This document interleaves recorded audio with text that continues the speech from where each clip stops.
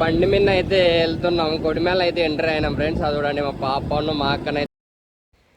Hi friends, అందరికైతే ఎలా ఉన్నారు? బాగున్నారా? మేమైతే చాలా బాగున్నాం. ఇక ఈరోజు అయితే మా అక్కళ్ళ ఇంటికి అయితే వెళ్ళాం. అక్కడ నుంచి అయితే పక్కనైతే కొడిమేళ అనే గ్రామం ఉంటుంది అన్నట్టు. అక్కడ శ్రీ వెంకటేశ్వర స్వామి దేవాలయం అయితే కొత్తగానైతే నిర్మించడం జరిగింది.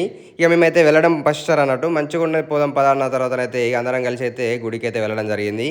ఇక అక్కడికి కోడితోనే మంచిగా అయితే కాలు కడుక్కోనికి అయితే నల్లలు అయితే అరేంజ్మెంట్ చేసిర్రు. ఇక నల్లల దగ్గర కాలు కడుక్కొని అయితే ఫస్ట్ అయితే నవగ్రహాల చుట్టూ తిరిగి అయితే ఇక మళ్ళీ కాలు కడుక్కొని అయితే ఇప్పుడైతే శ్రీ వెంకటేశ్వర స్వామిని దర్శించుకోనికి అయితే గుడి లోపలికి అయితే వెళ్తున్నాం చూడండి ఫ్రెండ్స్.